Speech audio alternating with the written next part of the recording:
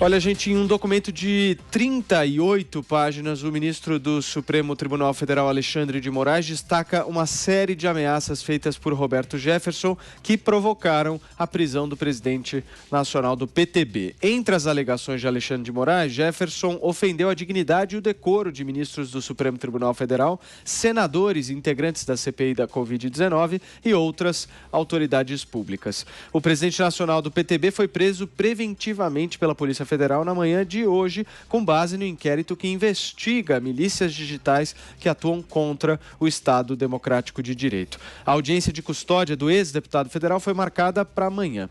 Em entrevista exclusiva ao programa Direto ao Ponto, aqui na Jovem Pan, no dia 26 de julho passado, Roberto Jefferson fez uma série de críticas ao Supremo Tribunal Federal. Vamos ouvir. Eu, se sou ele, já tinha fechado o Supremo.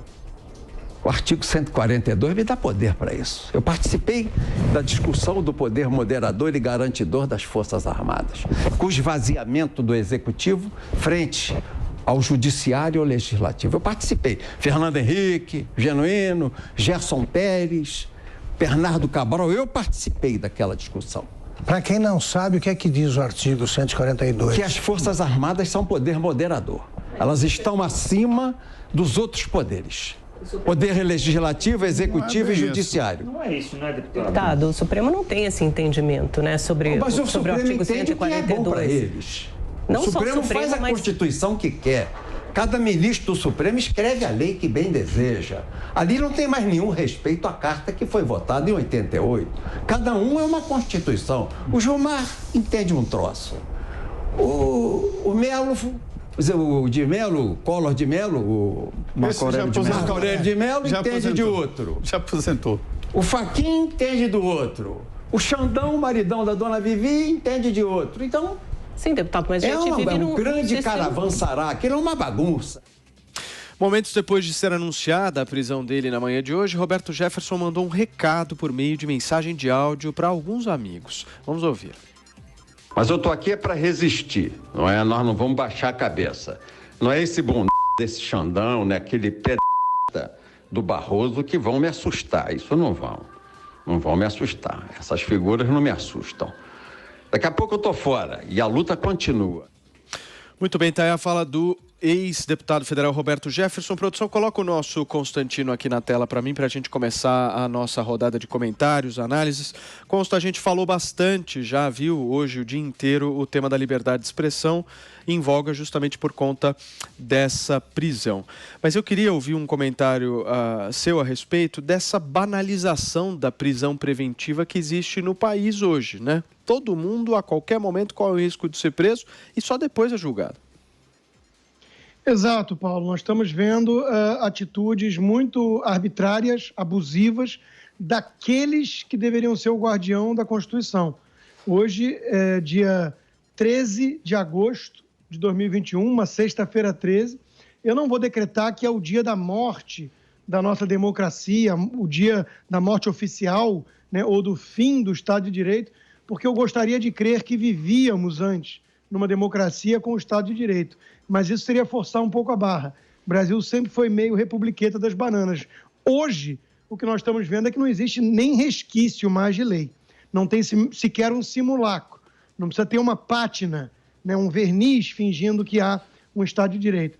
Esses ministros agem da forma que bem entendem. Não precisam justificar, não precisam passar pela PGR, que, aliás, foi contra a prisão e chamou de censura a liberdade de expressão. Veja, Paulo, para a gente refletir melhor sobre esse debate, né?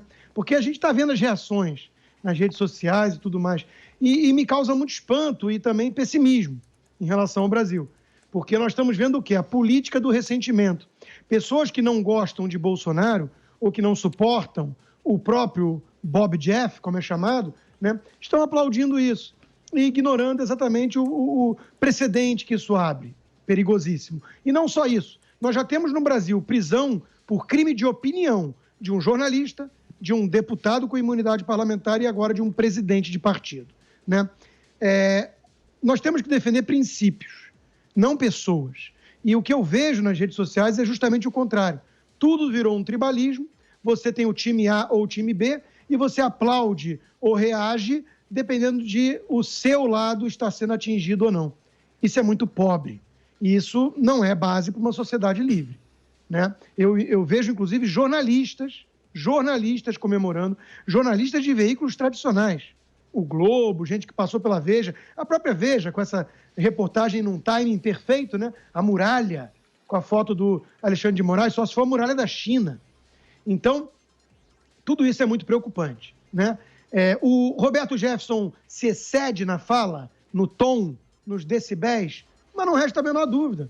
A gente precisa gostar do que diz Roberto Jefferson para sair em defesa, não dele, mas do princípio do Estado de Direito aqui? Claro que não. E é separar essas coisas que é fundamental e que separa o joio do trigo numa república. O que a gente fica mais assustado no Brasil é com a pobreza de debate. É com pessoas, jornalistas, repito, que estão aplaudindo esse tipo de arbítrio porque não querem saber do Bolsonaro. Então, eles não se importam com os meios. O fim nobre, se livrar do bolsonarismo, justifica quaisquer meios. Isso é uma máxima leninista. Isso só pode levar a algo terrível, porque isso é a visão totalitária de mundo. Então, nós estamos vendo o quê? Juristas se manifestando, advogados, gente de esquerda, desde o PCO até advogados, como o Augusto Botelho, que é alguém de esquerda, condenando a decisão, porque ela carece de sustentação jurídica, constitucional. Aliás, eu estou até hoje para ver um desses ministros supremos apontar para mim no Código Penal onde é que está tipificado o crime de fake news. Nesse caso, é o inquérito de ações antidemocráticas, é outro. Mas eles usam os dois para esse tipo de arbítrio. E não tem nem crime de fake news no Brasil. Sobre esse inquérito em particular, é bom lembrar aqui, Paulo, que a Polícia Federal, não encontrando nada, indício de crime nem nada, mandou arquivar. O ministro Alexandre de Moraes arquivou e no mesmo dia de ofício criou um novo idêntico com a mesma delegada, desrespeitando as normas. Então nós estamos diante do supremo arbítrio. E aquela história, hoje vieram pegar o Roberto Jefferson. Ele se excede, ele ataca de uma forma muito estridente, eu detesto ele, então deixa eu aqui não falar nada ou até aplaudir. Amanhã, aí vai ser alguém um pouco mais moderado, né, que faz críticas apenas ao arbítrio supremo. Aí vai ser um desses. E aí, a turma que não gosta do bolsonarismo vai ficar em silêncio também, ou vai aplaudir, até o dia que forem pegar eles. Aí não vai ter mais o respaldo da lei para protegê-los. Agora eu quero ouvir a análise da nossa Bruna Torlai e também do nosso Jorge Serrão a respeito de que foi a Polícia Federal que pediu ao ministro do Supremo Tribunal Federal o pedido de prisão do Roberto Jefferson. Baseado no quê? Justamente dessa apuração de alguns indícios, segundo a Polícia Federal, que apontam para a existência de uma organização criminosa que teria agido com a finalidade de atentar contra o Estado Democrático de Direito, e essa organização se dividia em alguns núcleos de publicações em redes sociais, de produção, de publicação, e aí uma outra suspeita é que poderia se ter verba pública nessa história, ou seja, dinheiro público sendo financiado para contratar pessoas para publicarem em redes sociais. Eu quero a sua análise, Bruna. Isso são ilações da pessoa que abriu esse inquérito, não há absolutamente nenhuma prova, e o fato de você encontrar tantas pessoas repetindo isso é um sinal de que estão tentando fazer colar a história. E eu estou falando isso porque nos vários meios de comunicação a gente tem visto isso ser repetido, né? Por força, como se por força da repetição as pessoas já se convencessem de que faz algum sentido esse tipo de denúncia. Mas vejam só, é muito curioso a gente falar de ataque ao Estado de Direito por parte das pessoas que criticam as instituições, quando a característica do Estado de Direito é depender da crítica permanente da opinião pública. Não existe Estado de Direito. Estado de Direito é o quê? Vamos entender. São instituições ocupados por seres humanos que são todos falíveis. Consequentemente, a crítica permanente da sociedade civil a todos esses atores é um elemento para que o Estado de Direito exista. Por quê? Porque as pessoas que ocupam essas funções, elas erram. E aí, por meio da crítica, essas pessoas têm a chance de se corrigir. Tá? Isso é algo básico no Estado de Direito. Então, isso que está sendo indicado como milícias digitais, na verdade, se chama opinião pública. E sem opinião pública não tem Estado de Direito. Então, é uma loucura, é uma subversão total do próprio sentido original do Estado de Direito. Vamos lembrar quando nasce o Estado de Direito. É uma resposta da tradição liberal ao absolutismo moderno, ponto. Tem que saber isso aí. E como que o absolutismo moderno operava? O poder estava todo na mão do rei e de seu conselho. Tá? Vamos voltar ali, século XV, XVI, XVII, XVIII, dou um exemplo prático. Na França, por exemplo, a gente tinha um instrumento legal, porque instrumento legal, em absolutismo, você cria o seu, chamado lettre de cachet, que era simplesmente, justamente isso que o Alexandre de Moraes fez com o Roberto Jefferson. Tá? É um instrumento imitado, parecidíssimo com a lettre de cachet que a gente tinha no antigo regime francês.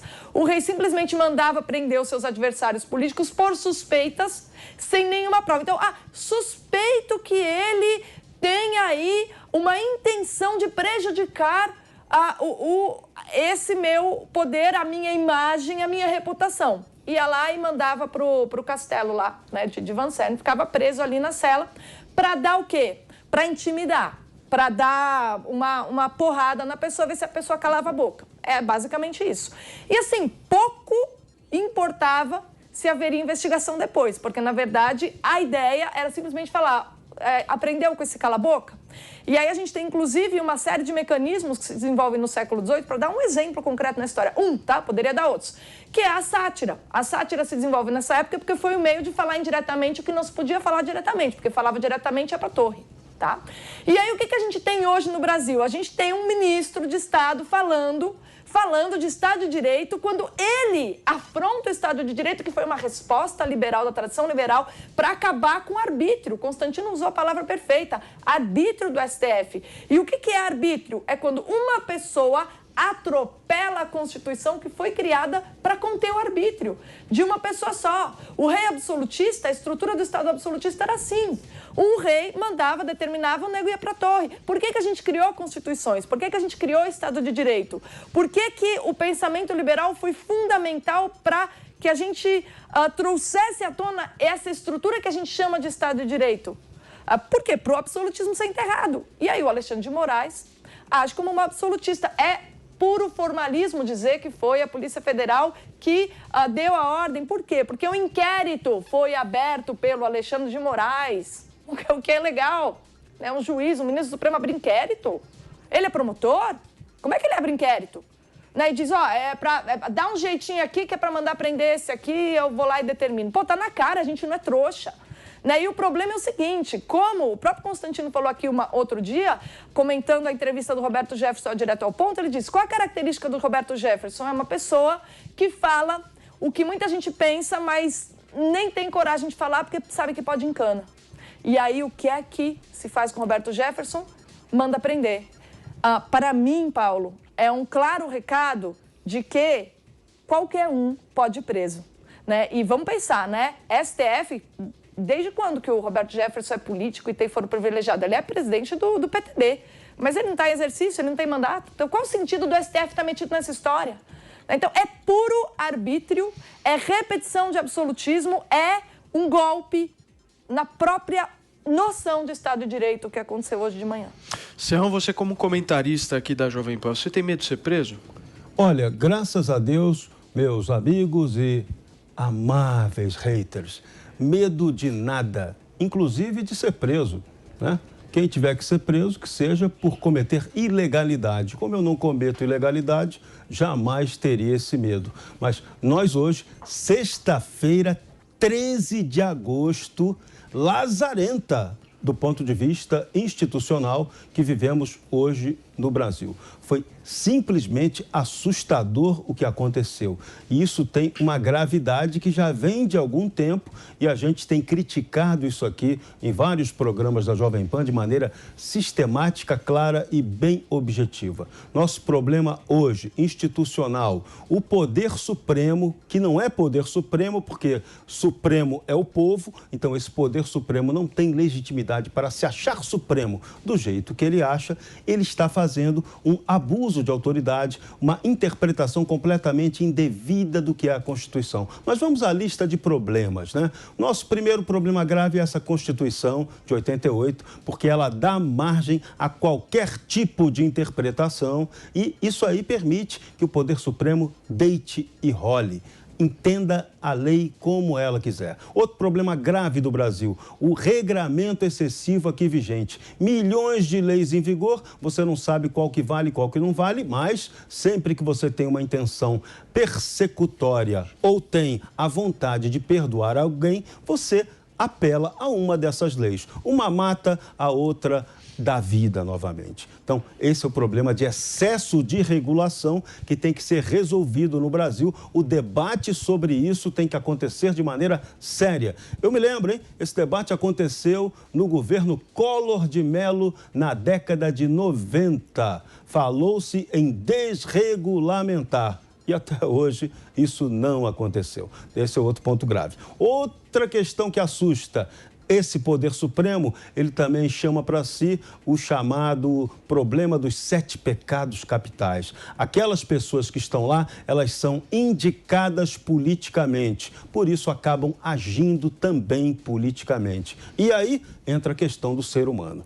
Cada um se deixa levar pelas vaidades, por todos os problemas que estão em torno do exercício do poder, do dinheiro e, segundo até se especulou aí, do sexo. Então, estamos vivendo algo assim de uma aberração assustadora do ponto de vista cidadão, institucional e até democrático, se quiser usar essa palavra vazia no Brasil. Porque aqui, repito, não temos democracia. Aqui temos cleptocracia. No Brasil, quem está mandando é o governo, a governança do crime institucionalizado. Então, aberrações como essa que aconteceram hoje, com a prisão arbitrária, totalmente ilegal, inconstitucional do Roberto Jefferson, embora respaldada na lei, embora tivessem usado alguém na Polícia Federal para pedir ao Supremo para executar, né? Porque é assim, a Gestapo na Alemanha nazista, ela também agia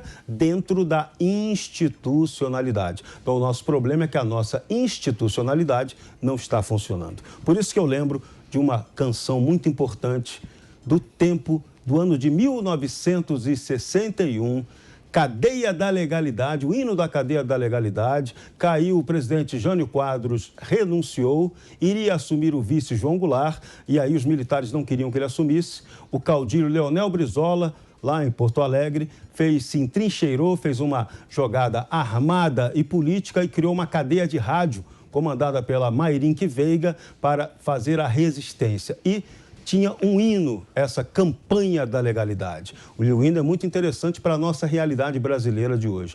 Ele é assim: avante brasileiros de pé, unidos pela liberdade, ergamos todos juntos a bandeira que prega a legalidade e a lealdade. Protestas contra o tirano, te recusas à traição, porque um povo só é bem grande quando é livre sua nação. Essa canção, esse hino da legalidade, poderia ser cantado hoje facilmente. Muito bem, Constantino, vou passar a palavra para você. Só uma rápida informação aqui para acrescentar no nosso debate. O Roberto Jefferson, presidente do PTB, está sendo levado agora para o presídio Bangu 8. Só para vocês terem essa informação, esse presídio é exatamente o presídio onde está localizado o ex-governador do Rio de Janeiro, Sérgio Cabral, e também o vereador Dr. Jairinho, que ficou extremamente conhecido por ser acusado de matar o menino Henry. Consta, você. Pois é, né, Paulo? Além disso, foi decidido também a suspensão das redes sociais do Roberto Jefferson.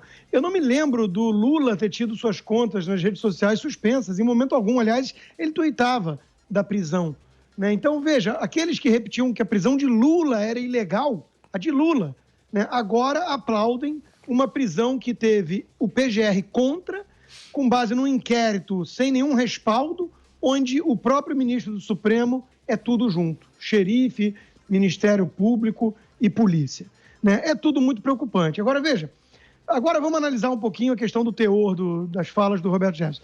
Ele prega um golpe, ele prega pegar em armas, ele prega luta armada, né? Bom, se esse é o problema, e eu via jornalistas experientes, mais velhos, né, bem mais velhos do que eu, falando que não é nossa luta ir hoje, por exemplo, como estão marcando aí em Brasília, contra essa prisão na frente do STF, não é nossa luta, não é pela nossa liberdade, porque eu, disse esse jornalista, jamais seria preso porque não cometi esse tipo de crime, não preguei a luta armada. Num país decente, Roberto Jefferson já estaria preso há muito tempo, escreveu ele, né? Bom, vamos lá, eu vivo num país bem mais livre que o Brasil, né? Aqui não é crime, não, propor a luta armada. Aliás, no Brasil também não é, porque nós temos partidos oficiais comunistas, e o comunismo prega exatamente isso, e sempre pregou, né? Então, há uma grande diferença entre a liberdade de expressão, que tem que poder incomodar, né, e ação. Você pegar em armas e tentar fazer alguma coisa é crime e vai preso. Você ficar no campo das ideias, mesmo ideias radicais, isso uma democracia sólida tolera. Tolera. Inclusive, nos Estados Unidos, você pode ter partido comunista, partido nazista, né? Porque eles acham que é melhor assim do que proibir, que a coisa acaba voltando pior, né? E no Brasil nós temos partido comunista. Não podemos ter os primos, o partido nazista. Esse não pode, porque por algum motivo a turma tem ojerias à suasca, como deveria ter, mas não tem da foice do martelo, que matou muito mais gente. Então vamos defender a prisão de todos os comunistas, todo mundo que prega abertamente a ditadura do proletário? Não, não vamos. E aí entra de novo a defesa de princípios versus a lealdade a pessoas. Eu sairia em defesa de um comunista preso por pregar uma ideia radical? Eu sairia. E mesmo odiando com todas as minhas forças o que ele está defendendo. É isso que algumas pessoas não conseguem entender. E no Brasil sempre foi muito pobre isso, né? Muito pouca gente defende princípios. Aliás, em geral costuma ser assim. O Lord Acton, a grande liberal, né, abriu o livro dele falando exatamente isso. Liberdade, quão poucos amigos sinceros tivestes ao longo da história. Porque defender a liberdade não é fácil, não. As pessoas preferem defender a conveniência do momento. Agora, vamos lá, né? Por falar em comunismo, onde ainda temos um regime comunista em voga? Na China. O que fez o embaixador chinês hoje no Brasil? Cedinho, né? Quase junto com a Polícia Federal, né? Acordou, já está, inclusive, no nível de escárnio tipo do Brasil, né? Grande dia, e botou vários aplausos e tudo, comemorando a prisão, obviamente, do Roberto Jefferson. Essa matéria que eu mencionei antes da Veja, a muralha, não deve ser à toa, né, a escolha da palavra. E aí conclui que o mosqueteiro, porque o xerife virou mosqueteiro já, está todos unidos, todos contra um, que seria Bolsonaro, em prol da democracia. Olha, isso parece matéria paga do regime chinês. Se não é, parece. Impressionante, né? Então, nós vamos lá na página do embaixador chinês, que já devia ter sido expulso do Brasil. O problema é o pragmatismo, né? Porque aí mexe com uma questão diplomática tensa. Mas já deveria, né? Da forma que ele age. E agia antes na Argentina. Mas esse sujeito é enaltecido, está lá um bando de brasileiros, já pegou o jeito da piada brasileira. Quer dizer, as hienas acham graça de alimentar o monstro que quer devorá-las. Você quase é tentado a torcer para que esse cara vença. Que aí esse bando de idiota que está aplaudindo esse tipo de coisa vai ver o que é bom para a pele. O problema é que nossa família vai junto. Os brasileiros de bem, que são maioria, vão junto. Mas é um negócio escandaloso o que tem de idiota útil achando graça de uma postura dessas. Um embaixador aplaudindo uma decisão arbitrária de um Supremo e que, aliás, o Roberto Jefferson denuncia que tem mensalão chinês em curso aí. China Inbox. A gente sabe que deve ter mesmo, né? Pelo menos em muita redação de jornal. A gente sabe. Então, assim, hoje, Paulo, a gente está vivendo um clima tenso. E qual é a decisão institucional? Para a gente não cair nos cenários mais sombrios, né? Ou a vitória do arbítrio supremo, que aí é virar a Venezuela, ou os militares impedirem isso. Que tem muita gente já clamando, inclusive condenando o Bolsonaro pela fraqueza, até a filha do Roberto Jefferson, né? E o bonito onde está. Isso é tudo que não precisamos no momento. Querer que o presidente já parta para uma ruptura, que é a provocação que o lado de lá está torcendo, para entrar numa profecia autorrealizável. Viu como ele não é democrático? É tudo que querem, né? Então, perfeito. A alternativa institucional seria o Rodrigo Pacheco, né? Mas é muito triste ter esperanças em alguém como o Rodrigo Pacheco. Mas é ele que deveria botar em plenário os pedidos de impeachment que já estão no Senado. Só que o problema é que tem um círculo vicioso ali, né? Um bando de senador com rabo preso e foro privilegiado, que é uma combinação explosiva, que só podem ser julgados pelo Supremo, que, por sua vez, só podem sofrer impeachment por esses senadores. Ninguém solta a mão de ninguém, quem paga o pato é o povo brasileiro. Bruna, em seguida o Serrão.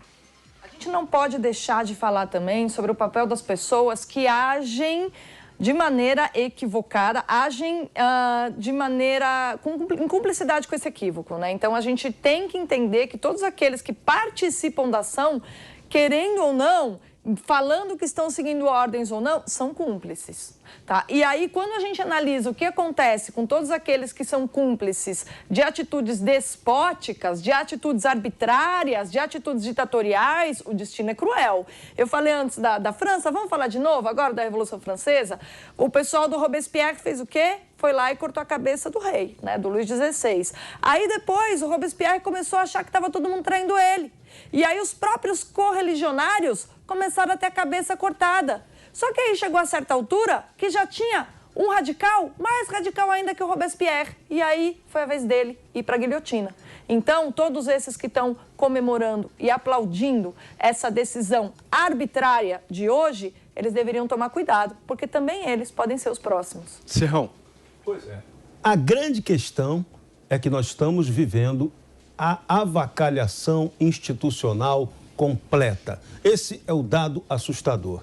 Antes de se pensar em solução militar, uma solução de força extrema, nós tínhamos um outro instrumento que deveria estar funcionando, que se chama Procuradoria-Geral da República, Ministério Público Federal. Ele foi criado na Constituição de 88 não para ser uma Gestapo, uma política do Estado. Ele foi criado para ser o defensor do equilíbrio das relações e interesses dos cidadãos. E nesse caso, Roberto Jefferson, e em outros casos, caso até do presidente Bolsonaro no momento, o presidente da República do Brasil é alvo de 8 inquéritos abertos pelo Poder Supremo. E você vai ver a fundamentação disso não existe. É narrativa, é retórica pseudo-jurídica, é politicagem. Não tem a ver com o Estado de Direito. Então, o Procurador-Geral da República, vou usar a expressão popular,